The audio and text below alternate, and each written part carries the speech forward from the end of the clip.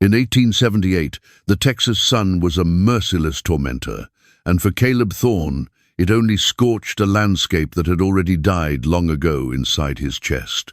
Caleb was a man carved from grief and granite, a solitary rancher haunted by the silence of his own homestead, a place where his wife's laughter had been stolen by a fever 2 winters past. He'd ridden into the town of Purgatory for nothing more than flour and salt, a simple errand to break the crushing monotony of his days. But fate, in its cruel and indifferent way, had other plans. It led him not to the general store, but to the ugliest spectacle he had ever laid his eyes on. There, in the center of the dusty square, a jeering mob had formed a tight circle around a crude wooden platform, and on that platform stood not cattle, not horses, but a human being. A Comanche woman, her hands bound tight with rough rope, her dignity stolen by a dirty burlap sack pulled down over her head. Presiding over this grotesque theater was Silas Croft, a man with a bloated face and a smile like a vulture finding a fresh kill. He was hawking her like she was a piece of furniture, a plaything for any man with a coin to spare and a soul to tarnish. A cold, hard anger began to build in Caleb's gut. It wasn't bravery. It was pure, unadulterated disgust. His first instinct was to turn his back, to ride away, and let the rot of this town consume itself. He had enough ghosts of his own. He didn't need to invite more. He was no hero. He was just a man trying to survive the wreckage of his own life. He watched as men in the crowd hollered and shoved, their faces slick with sweat and cheap whiskey. He heard Croft's greasy voice cut through the noise, listing the woman's supposed attributes as if she were a broodmare. Caleb's hand clenched into a fist at his side. He told himself to stay out of it. It wasn't his fight. It wasn't his business. But then a wave of cruel laughter rolled through the crowd as Croft, growing impatient, bellowed a final, desperate offer. "Come on, you cheap sons of bitches, she's hardly used. Who'll give me $1 for this piece of property? $1 and she's yours." $1, the price of a human soul. Something inside Caleb Thorne, a wire pulled too tight for too long, finally snapped. He didn't think. He just moved. He pushed his way through the stunned crowd, his boots heavy in the dust. Every eye turned to him, this silent, grim-faced stranger. He stopped at the edge of the platform, his shadow falling long and dark over the proceedings. He looked up at Silas Croft, his gaze as cold and flat as a winter sky. His voice, when it came, was a rasp of disuse like stones grinding together. $1. A silence fell over the square so complete you could hear a fly buzz. The jeering stopped. The laughter died in men's throats. Silas Croft stared, his mouth agape for a moment before twisting into a sneer of disbelief. He squinted at Caleb, sizing him up, and saw a man who wasn't joking. A flicker of something annoyance, maybe even a sliver of fear, crossed his face before he masked it with a booming, false bravado. "Sold!" Croft roared, pointing a fat finger at Caleb. "To the silent man in the back." Caleb didn't acknowledge him. He reached into his pocket, pulled out a single silver dollar, and tossed it into the dirt at Croft's feet. The gesture was one of pure contempt. He stepped onto the platform, pulled a worn skinning knife from his belt, and in one swift, clean motion, sliced through the ropes binding the woman's hands. He didn't touch her. He didn't speak to her. He simply gestured with his head toward the edge of the platform. Without a word, he turned and walked away, the woman following a few paces behind him like a shadow. He could feel the eyes of the entire town burning into his back, a mixture of shock, confusion, and budding resentment. He didn't know what he had just done. He only knew that he couldn't stand there and do nothing. He couldn't watch that happen. But as he led her back to his ranch and the cabin door closed behind them, the click of the latch was the sound of a key turning in a prison lock. Standing there in the sudden, heavy silence of his home, Caleb Thorne realized the terrible truth. He hadn't just bought a woman. He had bought trouble. He had bought a war with Silas Croft. And worst of all, he had just bought himself a one-way ticket back to the very hell he'd spent the last 2 years trying to crawl out of. Caleb Thorne just drew a line in the sand, and we all know a storm is coming for him. If you're already hooked on this tale and want to see what happens when the dust settles, do me a favor and drop a 9 in the comments below. We're on the trail to our first 1,000 subscribers, and every single one of you who saddles up with us makes a huge difference. It gives us the fuel we need to keep bringing these powerful Wild West tales to life for you. So hit that subscribe button. You don't want to miss what comes knocking on Caleb's door. Inside the cabin, the silence was heavier than Caleb's grief. It was a thick, suffocating thing that filled the spaces between the floorboards and clung to the log walls like a shroud. The woman stood in the corner where he'd left her, still as a statue carved from shadow, the burlap sack still obscuring her face, a grotesque mockery of a hood. The air grew stale with unspoken questions, with the stench of fear from the auction, and with the deafening roar of a choice that had to be made. What now? Caleb was no saint. He was a broken man, and broken men do desperate things. A war waged inside him, a silent, brutal conflict fought in the wasteland of his own heart. The first voice that spoke was the practical one, the one that had kept him alive these last 2 years. "Turn her out," it rasped. "Point her toward the hills and let the wilderness reclaim its own. It's not your fight. You bought her for $1, a fool's gesture. Your part is done. Let her go before Croft comes looking for you, before he brings hellfire down on this place you built with your own hands." It was the smart play, the one that wouldn't bring the wrath of a man like Silas Croft down on his head. It was what any other man in purgatory, any sane man, would have done. Then a darker voice whispered from a deeper, more venomous place. "Or don't let her go." The thought was a vile poison that turned his stomach. He stared at his own calloused, empty hands and felt a cold dread creep into his soul. "You own her now. By their rules. You could—" He couldn't even finish the thought. He had spent 2 years becoming a ghost, a man hollowed out by the loss of his wife, Sarah. Was this all it took to turn him from a ghost into a devil?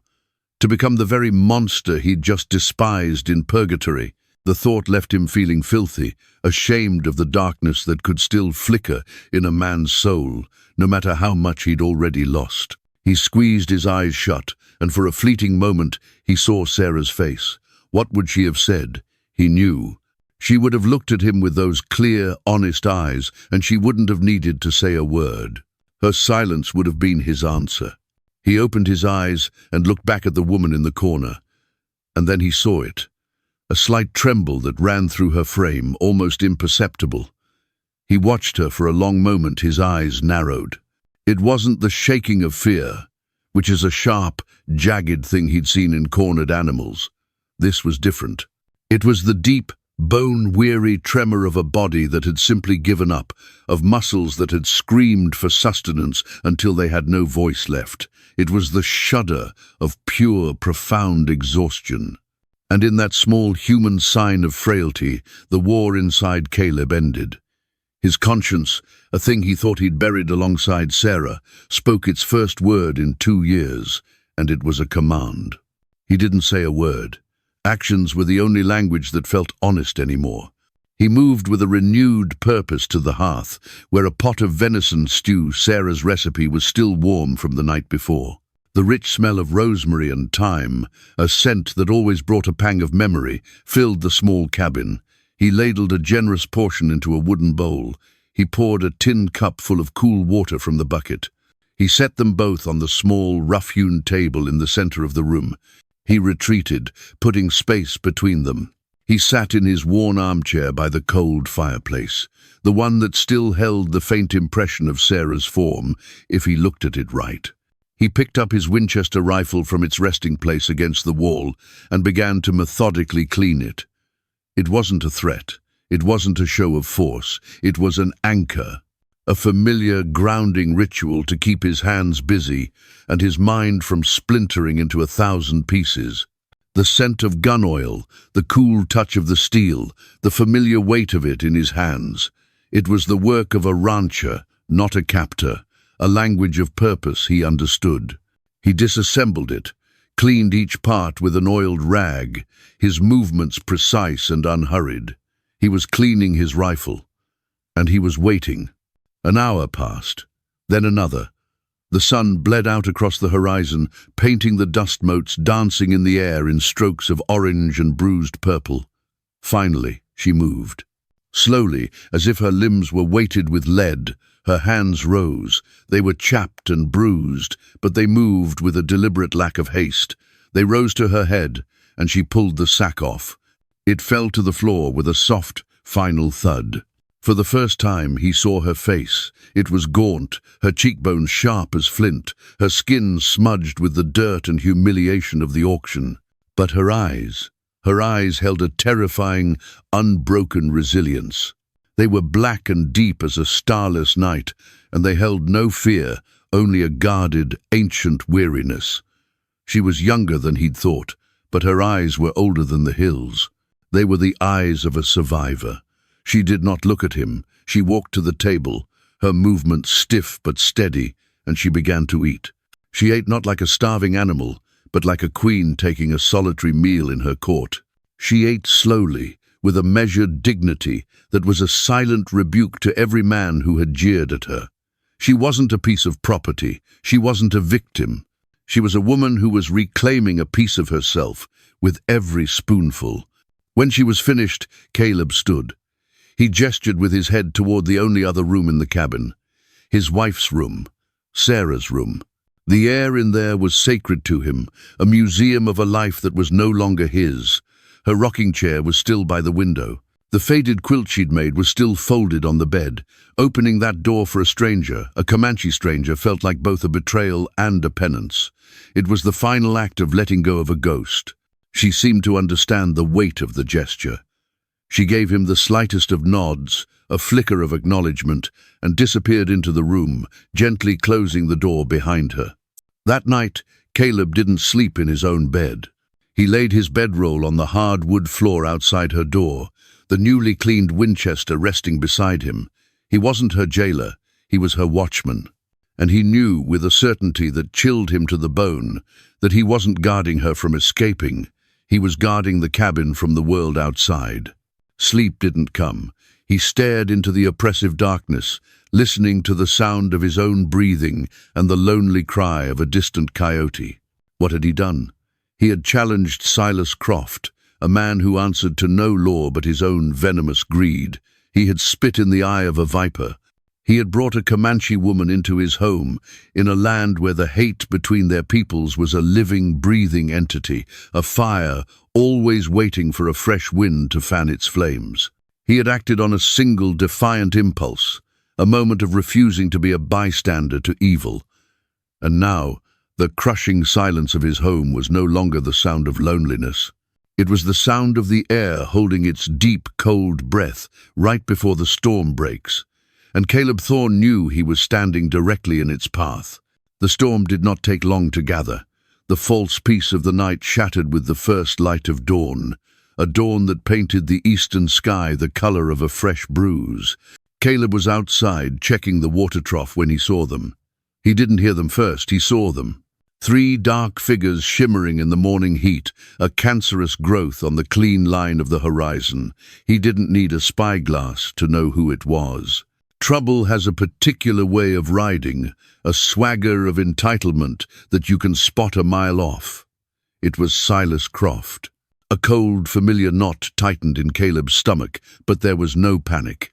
Panic was a luxury for men who had something left to lose. He calmly finished his task, his movements deliberate, unhurried. He walked back to the cabin, his long strides eating up the ground. The shotgun, his father's old double barrel, was leaning just inside the door, loaded with buckshot. He picked it up, the weight of it both a comfort and a burden. He felt a presence behind him and turned. Noona was standing in the doorway of Sarah's room, her dark eyes fixed on the approaching riders.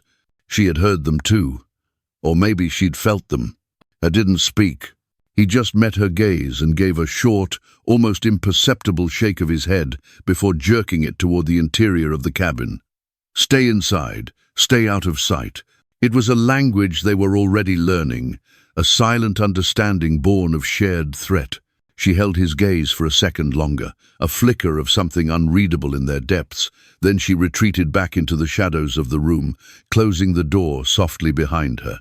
Caleb stepped out onto the porch, the shotgun held loosely in one hand, its muzzle pointed at the wooden planks. He stood there, a solitary figure of defiance against the vast, indifferent landscape, and waited. They rode into his yard and fanned out, a classic predator's formation designed to intimidate. Croft was in the center, a greasy smile plastered on his face. He was flanked by two hired guns, big, brutish men with dead eyes and hands that hovered habitually near the butts of their Colts. They were the kind of men who would shoot a man for $1 or for the sheer sport of it. Croft reined in his horse, which snorted and stamped in the dust. He tipped his hat in a gesture of mock politeness. "Thorn!" he boomed, his voice oozing a false bonhomie that made Caleb's skin crawl. "A fine morning. I trust my property enjoyed your hospitality. I've come to collect what was stolen from me." The word stolen hung in the air, a deliberate, calculated insult. Caleb's face remained a mask of granite. He didn't move a muscle. He let the silence stretch, forcing Croft to sit in it. When he finally spoke, his voice was low and flat, stripped of all emotion. "She's not property." He paused, letting his words sink in. "And you got your $1. Croft's ugly smile faltered. He'd expected fear, or anger, or negotiation. This calm, unshakable denial of his entire worldview threw him off balance, but only for a moment. He let out a harsh, barking laugh that held no humor. "The $1, he sneered. "The $1 was a joke, Thorn. A bit of sport. Now I've been patient. I'm a reasonable man, but my patience has run out. You will step aside, and my boys here will fetch the squaw. Or we will burn this sad little rancho to the ground and turn you into a sieve. Your choice." Caleb knew the odds, 3 against 1. His shotgun held 2 rounds. They had 6 shooters. He'd be dead before he could reload. He thought of the quiet dignity with which Nuna had eaten his stew. He thought of the 2 lonely graves on the hill behind the cabin. He had already lost everything that mattered. What was one more loss? There are lines a man draws in the sand of his own soul. Lines that, once crossed, mean you're no longer the man you thought you were. Caleb Thorn was standing on his last line. He looked past Croft, at the 2 hired guns. He met their empty eyes, one after the other. Then he looked back at Croft, who was still grinning, confident in his numbers. "Try it," Caleb said. The 2 words were spoken so quietly, the wind almost carried them away. But they landed with the force of a physical blow. They weren't a challenge. They weren't a threat. They were an invitation to a grave. The grin vanished from Silas Croft's face. The air turned electric. The lazy morning quiet was replaced by a screaming tension. Nobody moved. Nobody breathed. The only sounds were the creak of saddle leather and the soft sigh of the wind stirring the dust. Croft's men shifted uneasily, their eyes darting from their boss to the still figure on the porch. They were paid to be bullies, to intimidate unarmed farmers and drunks. They weren't paid to walk into the guns of a man who looked like he welcomed death. Croft studied Caleb, his piggish eyes narrowing. He was looking for a crack, a flicker of fear, a sign of bluff. He found nothing. He saw no anger, no panic. All he saw was an emptiness, a vast and terrifying void. He was looking at a man who had already been to the bottom and had found he was comfortable there. He was looking at a man with absolutely nothing left to lose. And that made him the most dangerous man in Texas. A man fighting for money is predictable. A man fighting for his life is desperate. But a man fighting for a principle he's already decided to die for, that man is a force of nature. Croft, for all his bluster, was a businessman. He weighed the risks. He could kill Thorn, yes, but it wouldn't be clean. At least one of his men would go down, maybe 2. Men like that were expensive to replace, all for a Comanche woman he could probably replace for $50 down by the border. It wasn't worth it, not today. He finally broke the standoff, spitting a stream of brown tobacco juice into the dust near Caleb's feet. It was a final, petty act of defiance. "You'll regret this, Thorn," he snarled, his voice low and venomous now, the mask of civility gone completely. He yanked on his horse's reins, turning it sharply. "You made a powerful enemy today. You can't protect her forever." He didn't wait for a reply. He spurred his horse and galloped away, his two hired guns falling in behind him, kicking up a cloud of angry dust that choked the air. Caleb stood on the porch, motionless, the shotgun still heavy in his hand. He stood there long after they were gone, long after the dust had settled, watching the spot on the horizon where they had disappeared. The adrenaline drained out of him, leaving behind a cold, hard certainty. He had won. For now, he had faced the vulture and made him blink. But he knew, with the grim clarity of a man staring into an open grave, that this was only the first battle. He had won by showing he was willing to die, and Silas Croft was not a man who forgot a humiliation. The war had just begun, and next time they wouldn't come to talk. The days that followed fell into a tense kind of peace. It wasn't true peace, the easy kind that settles in your bones.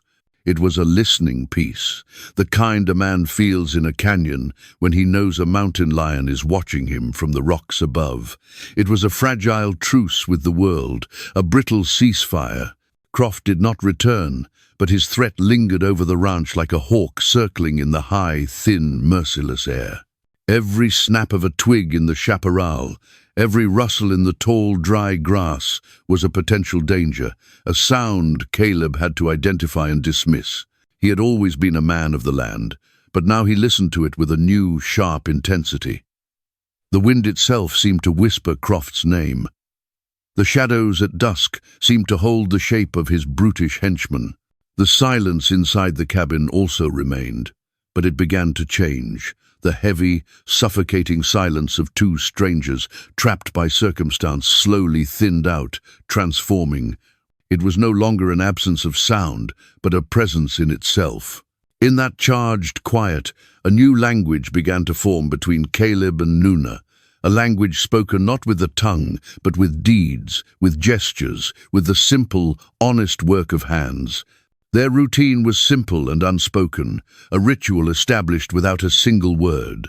Every morning, Caleb would rise before dawn, the habit of a lifetime. He'd hunt or tend to his few remaining cattle, his mind always half-cocked for trouble. When he returned, he would leave a portion of whatever he had, a piece of smoked venison, a few roasted potatoes on the table for her. He never watched her eat.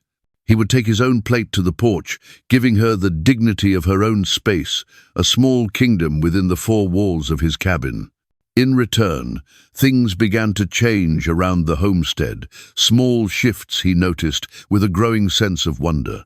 He'd come back from a long day of mending a fence line to find the floor swept clean of the constant Texas dust.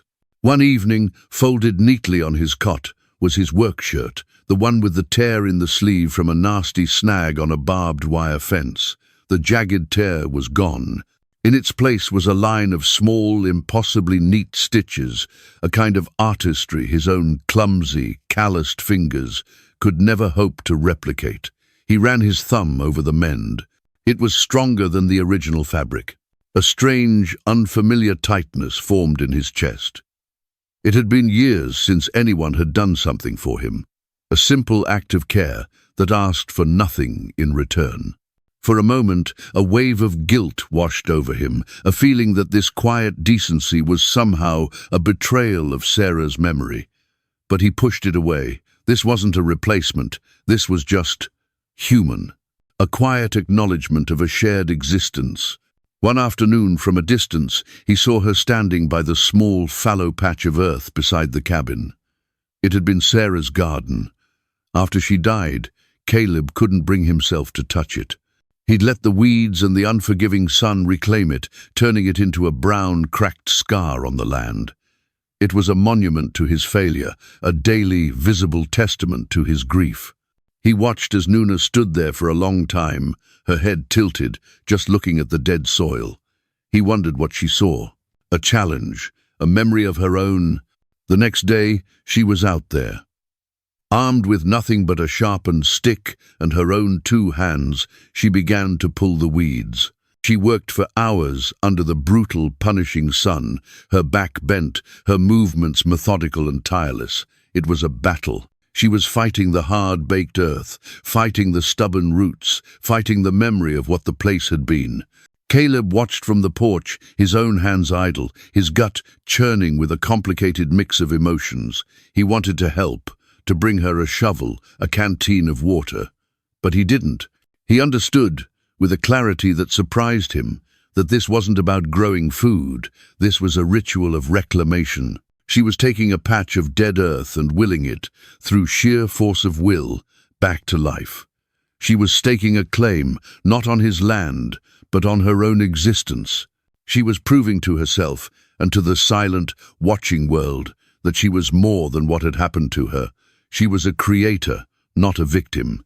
To interfere would be to cheapen it, to turn her act of profound self-respect into an act of his charity. The next morning, before he left, he placed a small cloth bag of old vegetable seeds he'd had stored away on the corner of the table. He said nothing. When he returned that evening, the bag was gone, and the earth in the garden had been turned over into neat, hopeful rows. He would sometimes see her there in the early mornings, kneeling by the fledgling plants that were now pushing through the soil. He heard her speaking to them, a low, melodic murmur in her native Comanche tongue. He didn't understand a single word, of course, but the cadence of her voice was like a gentle rain on dry ground. It was a sound of life in a place that had been defined by deathly silence for too long. Some evenings, the ghosts would get the better of him. The loneliness would become a physical weight. He'd sit on the porch steps, staring out at the 2 lonely graves on the hill under the vast, starry sky, and the memory of Sarah's laugh would hit him so hard he'd forget to breathe. On one of those nights, as he sat there lost in the ocean of his memory, she appeared silently at his side. She placed a steaming mug of herbal tea on the step beside him, and then, just as quietly, retreated back into the cabin. She didn't offer empty platitudes. She didn't try to soothe his pain with useless words. She simply acknowledged it. Her silent gesture said, "I see your grief. It is real. You are not alone in it." It was a show of respect, more profound and comforting than any words of sympathy could ever be. It was then that Caleb began to truly understand. He wasn't just her protector. In her own silent, stoic way, she was saving him too. Her quiet, tenacious presence had filled the echoing void in his home, not with the laughter he'd lost, but with something just as vital, the steady, determined rhythm of life. She was a quiet heartbeat in a house that had been a tomb. He had paid $1 to save her from a moment of cruelty, a simple act of defiance against the ugliness of the world. He never imagined that in doing so, he might also be buying back a piece of his own long-lost soul. Now, if you think this is turning into a love story, you're mistaken. Love is for people with futures, for people who aren't looking over their shoulder every second of the day. This is a story about survival. 2 people, shattered by the world in different ways, learning to stand back to back against the coming dark. So hit that subscribe button, because what happens next will prove that sometimes survival demands a price far higher than $1, and a bond forged in silence can be far stronger than love. The change in her didn't come like a thunderstorm, crashing and announcing its arrival.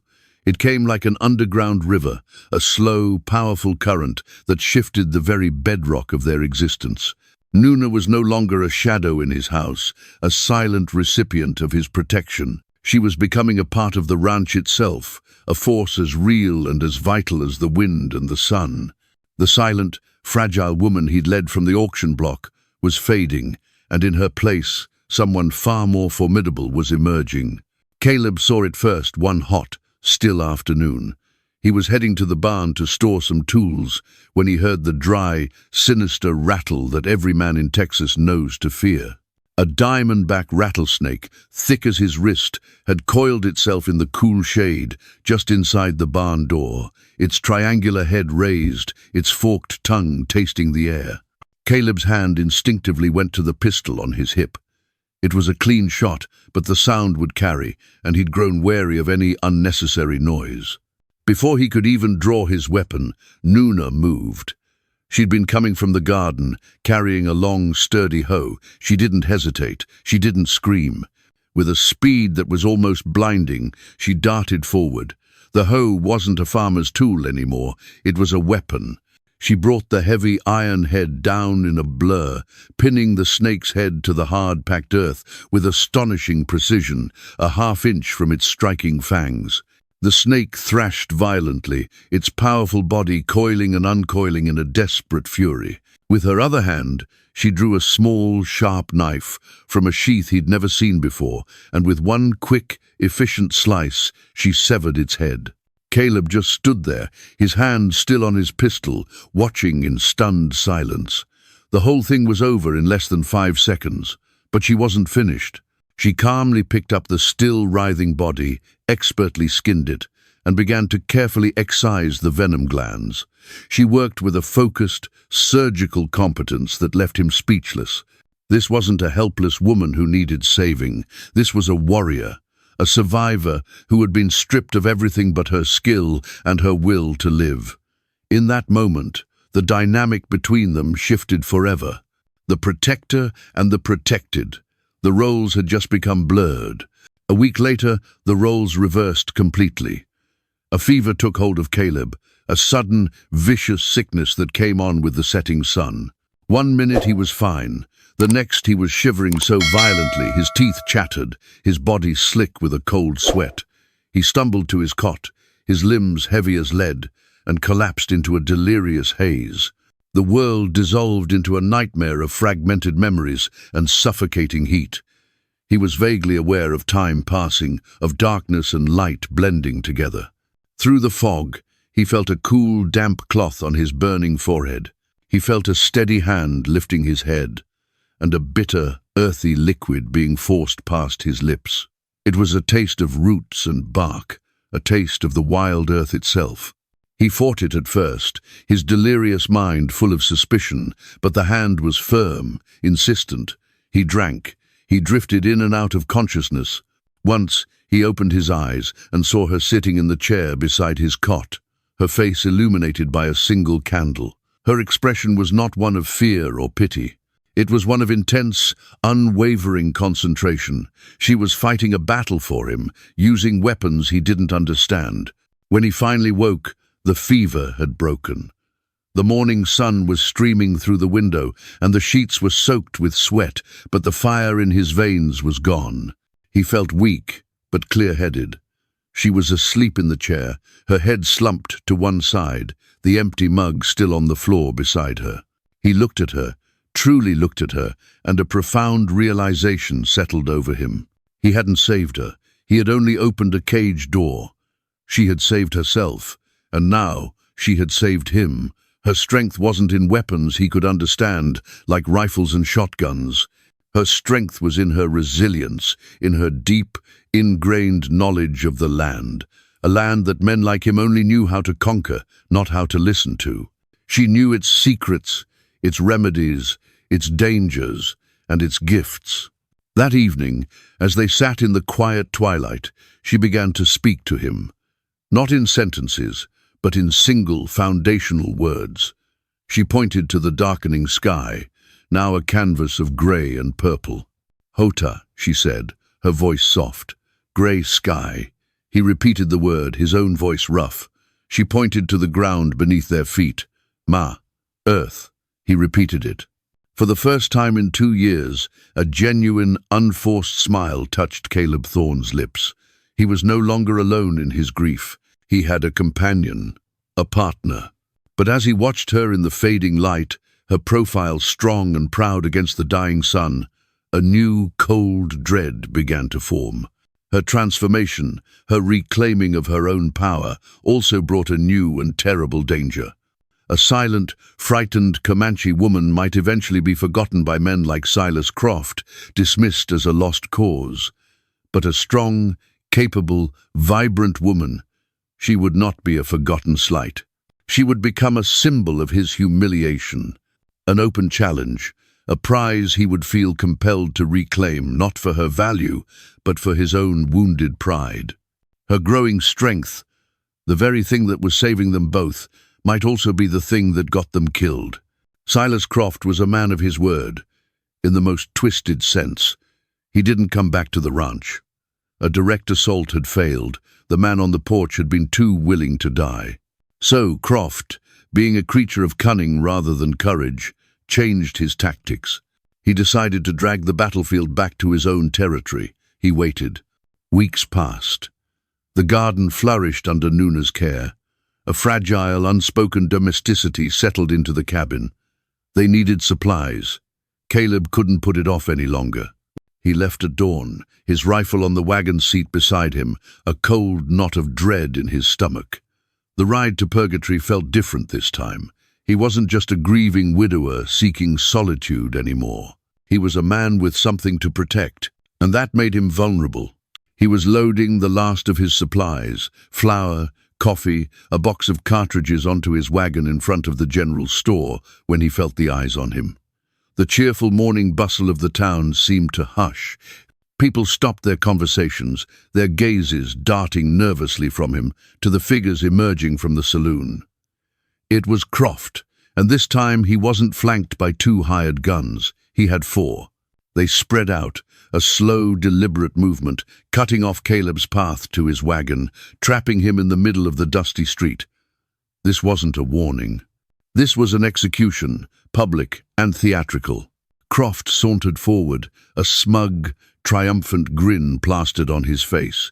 He was in his element here, surrounded by his men, with the fearful townspeople as his audience. "Well, well, look what the cat dragged in," Croft said, his voice loud enough for everyone to hear. "I gave you a chance, Thorne. I let you play homesteader with my property, but playtime is over." He gestured dismissively with his cigar. "The squaw belongs to me. I got a buyer down in Santa Fe, a man who appreciates fine things. He's paying a hell of a lot more than one pathetic silver dollar." The townspeople watched, a captive audience to a drama they wanted no part of. Some ducked back into doorways, others stared with a morbid curiosity. This was no longer a private dispute. This was a public display of power, a lesson from Silas Croft to anyone who might dare to defy him. Caleb felt the trap closing. He was surrounded, outgunned. His rifle was on the wagon, a lifetime away. His pistol was on his hip, but to draw it would be suicide. They'd cut him down before the hammer fell. He could give her up. The thought was a snake slithering into his mind. He could save his own skin. He could walk away from this, ride back to his empty cabin, and return to the safe, miserable solitude he had known before. It was the logical choice, the coward's choice. But then an image flashed in his mind. Nuna, kneeling in the dirt, coaxing life from the dead soil of Sarah's garden. Nuna, her face calm and determined, spooning bitter medicine into his mouth while the fever tried to claim him. Nuna, standing in the barn, the dead rattlesnake at her feet, a warrior in her own right. He couldn't do it. He couldn't throw her back to the wolves. It would be a betrayal not just of her, but of the man Sarah had once loved, the man he was trying to remember how to be. He had to find a different weapon, not a gun, but a word, an idea, something that even a man like Croft, who respected nothing, would be forced to acknowledge. He needed a shield, not a sword. He looked at the faces in the crowd, the blacksmith, the preacher, the sheriff who was conveniently looking the other way. He needed a law, even the twisted, half-formed law of a place like purgatory. He straightened up to his full height, his shoulders squared. He looked directly into Silas Croft's smug, expectant eyes. When Caleb spoke, his voice wasn't loud, but it cut through the silence with the clarity of a church bell. "You can't buy her, Croft." Croft chuckled, a low, condescending sound. "I already did, and you know it. I'm just taking back what's mine." "No," Caleb said, his voice gaining strength. He let his gaze sweep over the onlookers, making them witnesses, making them participants. "The law says you can't. The law doesn't allow a man to buy another man's wife." A collective gasp went through the crowd. A dead silence fell over the street, so profound it was almost a physical thing. Even Croft's hired guns looked confused. Croft himself stared, his mouth hanging open, the cigar falling from his lips. "Wife?" he finally stammered, the single word a croak of disbelief. "That's right," Caleb affirmed, his voice ringing with a conviction he didn't feel but had to project. He was playing the only card he had. "She is my wife. Before God and any law this territory recognizes." He turned his gaze back to Croft, his eyes like chips of blue ice. "And any man who lays a hand on her will have to answer to me." It wasn't a declaration of love. It was a declaration of war, fought on a different battlefield.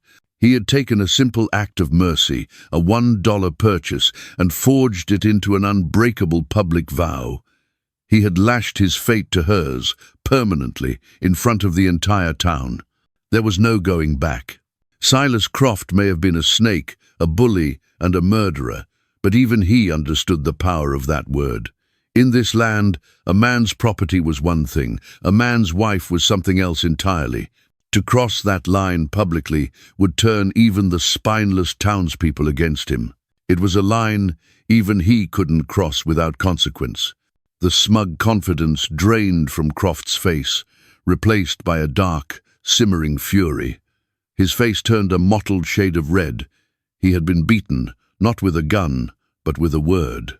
He had been outmaneuvered in his own arena, in front of his own men. The public humiliation was a wound far deeper than any bullet. Caleb had won. He had won a legal, moral victory. But as he watched the pure, murderous hatred contort Silas Croft's face, he knew the truth. He had just turned a common bully into a mortal enemy. He had cornered a rabid animal, and a rabid animal, stripped of its pride, will never stop until one of them is dead. Caleb's declaration in purgatory bought them time, but it was time purchased at a terrible cost. His public vow had erected a wall around them, but it was a wall that cast a long, dark shadow. It was a suspended death sentence. Silas Croft couldn't openly attack the wife of a white man. The pretense of law, however thin, prevented it.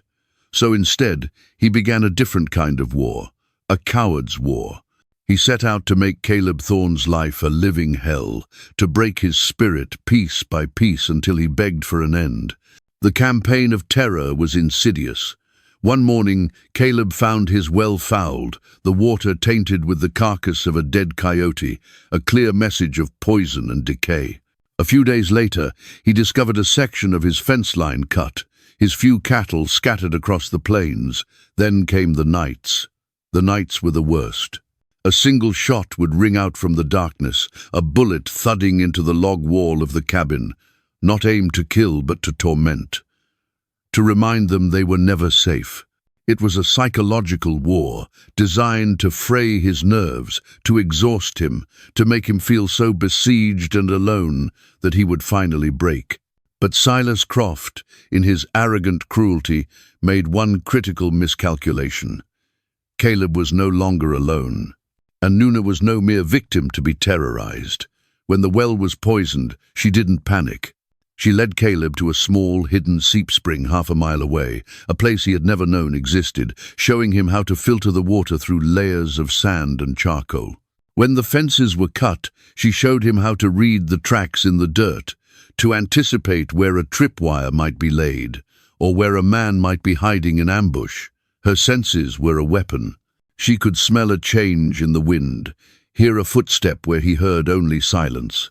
She was a daughter of this land. He was merely a tenant. The nights became a shared vigil. They no longer slept in separate rooms. Sleep was a luxury neither could afford. Instead, they took turns, one dozing fitfully in a chair, while the other sat by the window, rifle in hand, watching the oppressive darkness. They rarely spoke, but their silence was no longer empty. It was a shared space of absolute trust and vigilance. They would sit back to back, guarding each other's blind spots, two solitary soldiers in the same trench. Their relationship, born of $1 and a desperate lie, was now being forged in fire. The titles of protector and protected had melted away. They were partners. They were equals. The breaking point came on a moonless, starless night, the kind of absolute blackness that feels like the end of the world. Croft, his patience finally exhausted, his pride demanding a final, bloody resolution, decided to end it. He and his 4 thugs crept towards the ranch under the cover of darkness. The first sign of their attack was a flicker of orange against the side of the barn, followed by the hungry whoosh of fire catching dry timber. Their plan was simple: burn the barn, force Caleb out into the open, and shoot him down in the firelight. But Nuna smelled the smoke long before Caleb saw the flames. She was on her feet instantly, her hand on his shoulder, shaking him awake from a light, troubled sleep. Fire was the only word she whispered. Caleb's first instinct was to rush out, to save the barn, the last major structure he and Sarah had built together.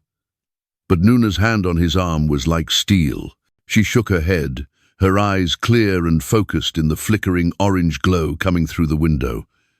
They had planned for this, in their own silent way. Panic was a luxury. Hysteria was a death sentence.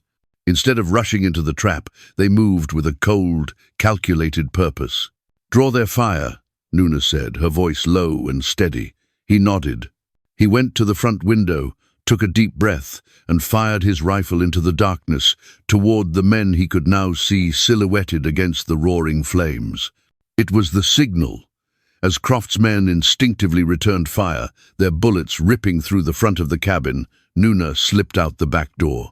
She moved not like a person, but like a creature of the night, a ghost melting into the deeper shadows beyond the firelight.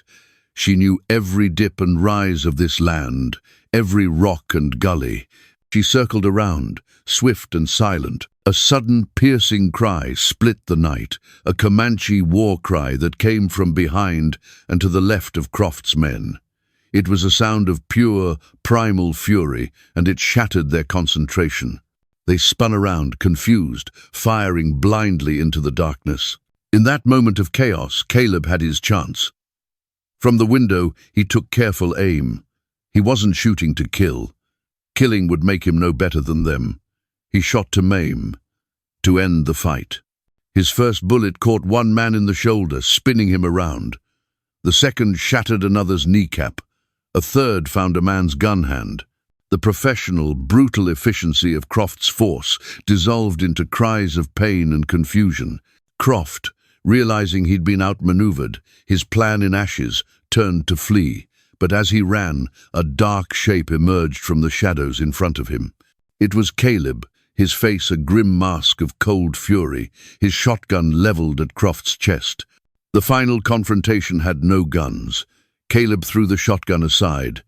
This had to be done with his hands. Croft, seeing his chance, lunged. It was a brutal, ugly fight in the mud and ash, lit by the dying flames of the barn. It was a fight fueled by 2 years of Caleb's grief and weeks of his simmering rage. He fought not just for his life or for Nuna's, but for the memory of his wife and the sanctity of his home. And he won. He stood over Croft's gasping, broken form, the man's face a bloody ruin. He could end it.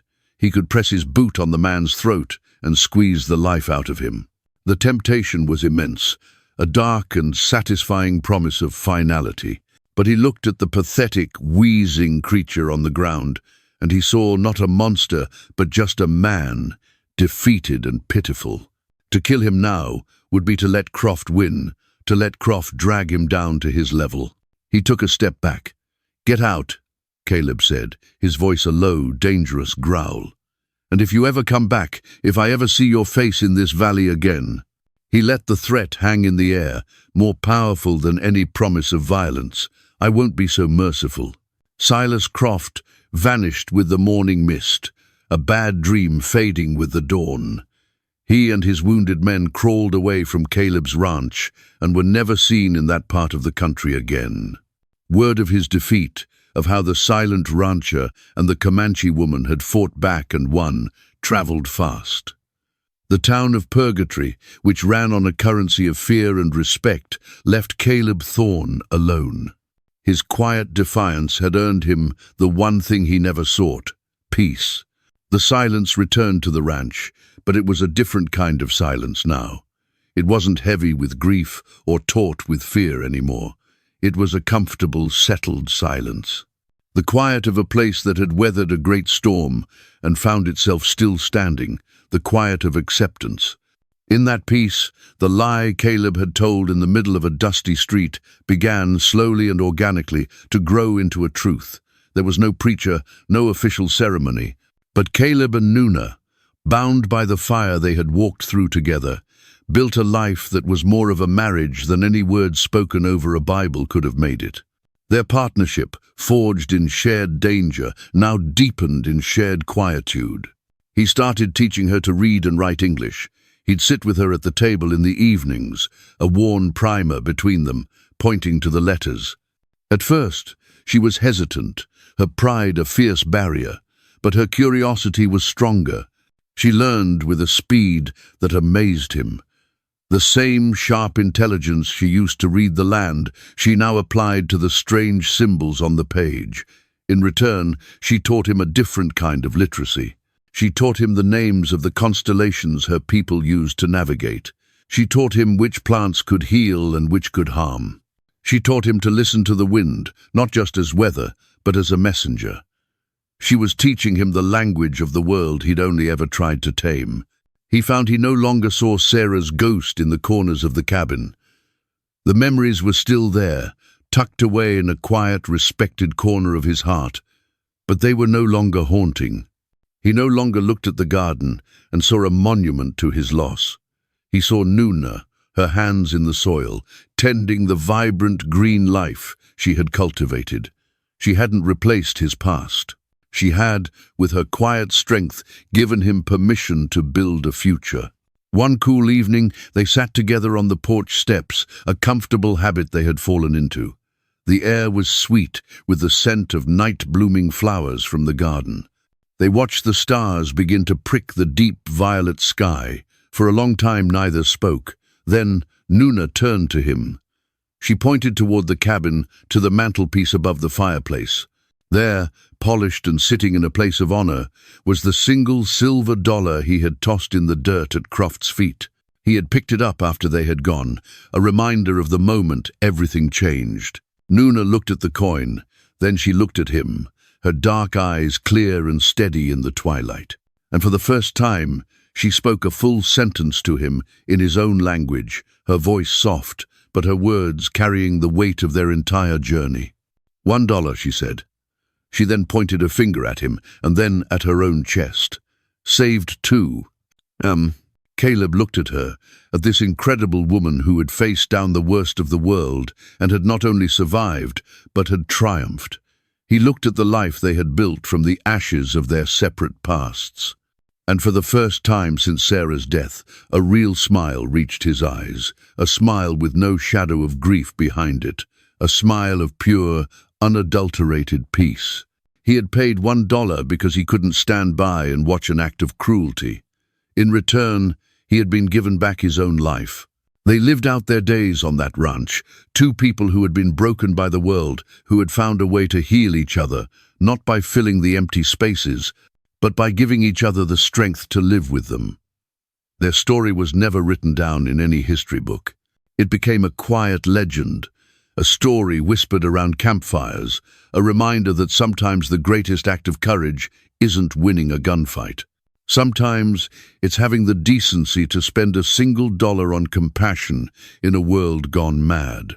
If you love these incredible, true-to-the-spirit stories from the Old West, hit that subscribe button because we have so many more tales of courage, conflict, and the unexpected heroes who remind us what we're all capable of.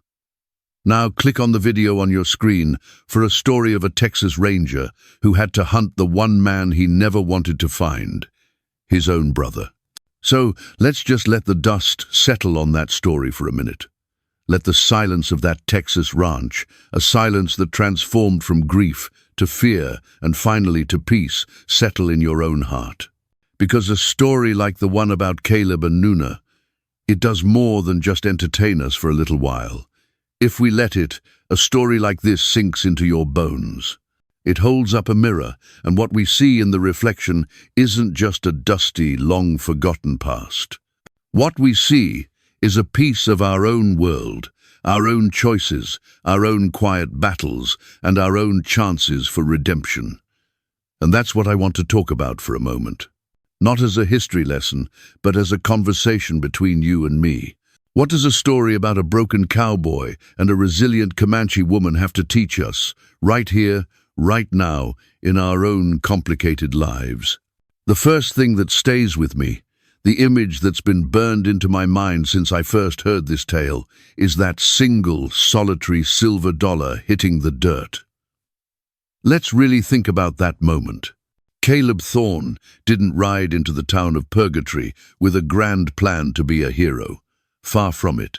He was a ghost, a man haunted by the past, looking for nothing more than flour and salt, just trying to get through another day without completely falling apart. He wasn't looking for a fight. He wanted to be invisible. But life, in its often cruel and indifferent way, presented him with a choice. Not a big dramatic choice in front of a cheering crowd, but a dirty, ugly choice in a dusty square full of jeering cowards. He could have turned his back. And let's be honest with ourselves, it was the smart thing to do. It was the safe thing to do. No one would have blamed him. He would have been just another face in the crowd, another person who looked away. But he couldn't. That $1 bid wasn't an act of calculated bravery. It wasn't him playing the hero. It was something deeper. It was an act of pure, unfiltered decency. It was a man, stripped of everything he loved, drawing a final line in the sand of his own soul and saying, with his last dollar and his last shred of dignity, "Number not on my watch." And isn't that where true character is really forged? It's not in the grand gestures we plan for, the ones we post about online. It's in those small, unexpected moments of moral decision that catch us off guard. It's the choice to speak up for a colleague in a meeting when it would be easier to stay silent. The choice to extend a hand to a stranger when it's more convenient to just walk away. The choice to tell the truth when a lie would make your life so much easier. We all have these $1 moments scattered throughout our lives. They don't happen at a grotesque auction, but they happen. They are the crossroads where convenience and conscience collide. Caleb's story is a powerful reminder that you never ever know the ripple effect of a single decent act. His $1 didn't just save a life that day, it fundamentally saved his own. It set in motion a chain of events that brought purpose, partnership, and eventually life itself back to a place that had become a tomb.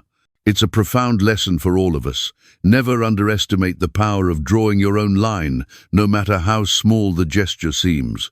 And that brings us to Nuna and the nature of true strength.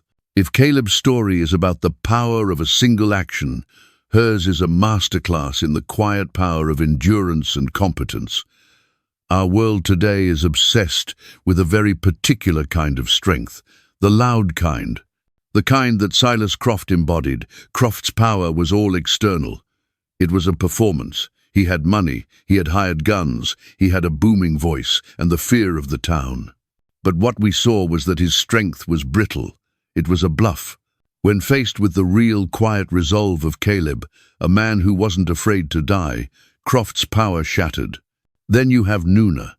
When we first meet her, she's been stripped of literally everything a person can lose. Her freedom, her dignity, her family, her name. She is the picture of powerlessness. But that was just the exterior. Her strength was deep inside, a pilot light that could not be extinguished. It was in her resilience, and more importantly, it was in her competence. Remember the rattlesnake scene? It's such a pivotal moment. Caleb, the tough, capable cowboy, instinctively reached for his gun, an external tool of power. But Nuna, with a simple farmer's hoe and a hidden knife, was faster, more efficient, and more skilled. She didn't need a loud bang. She needed knowledge and precision. When the fever took Caleb down, all of Croft's money and all of his men would have been useless. But Nuna's power, her deep, ingrained knowledge of the earth, of roots and herbs, is what saved his life. This is such a critical lesson for our own age, an age that so often confuses noise with substance. We see it everywhere. The loud voices on social media, the aggressive posturing in boardrooms, the obsession with titles, followers, and the appearance of success. Nuna reminds us that true strength isn't about how loud you can shout or how big your posse is. It's about what you can do when the shouting stops. It's about your skills, your knowledge, your resilience. It's the quiet competence that can skin a snake, heal a fever, and turn a dead, barren garden back to life. That is the kind of strength that endures, long after the bullies and the braggarts have revealed themselves to be hollow shells. It's a call to all of us to spend less time building our brand and more time honing our craft. And the way they built their shared strength is perhaps the most beautiful and instructive part of the entire story. They built it in silence. In a world that never stops talking, where we think connection is about constant communication, endless texts, and sharing every thought, their story is a testament to a different, perhaps more profound, kind of bond, a bond forged in action, not in words. Think about their early days. He gives her food, she mends his shirt. He leaves seeds on a table. She brings a dead garden to life. She brings him tea when his grief is heavy. He stands between her and a world of hate. Their trust wasn't built on promises or declarations. It was built on proof. It was built on the quiet, consistent evidence of mutual respect. It really makes you ask yourself, doesn't it? In our own most important relationships with our friends, our family, our partners, how much of our connection is based on what we say we'll do and how much is based on what we actually do? It's easy to text, "I'm here for you." It's another thing entirely to bring someone a cup of tea in their darkest hour without needing to be asked. It's another thing entirely to simply show up and do the work, to anticipate a need, to offer support without wanting credit. Caleb and Nuna created a language without words, a language of quiet support and unwavering loyalty. It's a powerful reminder that sometimes the most profound way we can communicate our love and our commitment is to simply be there, doing what needs to be done. Finally, this story teaches an incredibly gentle and powerful lesson about healing from profound loss. Caleb was a man trapped by his past. His love for his wife, Sarah, was so immense that her death had completely hollowed him out. And when Nuna entered his life, it would have been so easy for a lesser story to make this about him replacing his lost love, about finding a new person to fill the hole in his heart. But that's not how real healing works, and that's not what this story did. Nuna didn't erase Sarah's memory. She didn't replace her. Instead, her quiet, life-affirming presence allowed Caleb to finally put that beautiful memory in its proper place. The garden is the perfect symbol for this. He couldn't touch it because it had become a sacred monument to his grief. Nuna didn't destroy the monument, she brought life back to it. She showed him that you can honor the past without being buried by it. You can allow new life, different life, to grow in the very same soil where you experienced your most profound loss. That is a message of incredible hope for anyone who has ever felt that their life effectively ended when they lost someone they loved. Healing isn't about forgetting, it's about integrating. It's about building a new future that is strong enough and resilient enough to carry the precious weight of the past. In the end, this quiet story from a dusty corner of Texas is about the most fundamental things in our lives. The courage to make a small, moral choice. The resilience to be strong when the world sees you as weak. The integrity to build trust through your actions, not just your words. And the grace to allow your heart to heal by letting new life grow alongside old sorrows. It's a story that proves that the most powerful vows are not the ones we speak, but the ones we live, day in and day out. And it all started with one man, $1, and one moment where he chose decency over silence. That's my takeaway from this incredible tale. But now I want to hear yours. What part of Caleb and Nuna's journey resonated with you the most? What lesson are you taking with you from their story? Let me know in the comments below, because these stories are meant to be a conversation, a way for us to connect over these timeless human truths. If this story moved you, if it made you think, do me a favor and hit that like button. It truly helps more than you know. And be sure to subscribe for more tales from a past that has so much to teach us about our present. And don't go anywhere, because if you click on the video that's on your screen right now, you'll hear the incredible story of a group of settlers who survived a brutal winter, not with guns or with forts, but with a secret they learned from an outcast. Ute Elder, a secret that completely changed their relationship with the land forever. It's a story of survival you won't want to miss.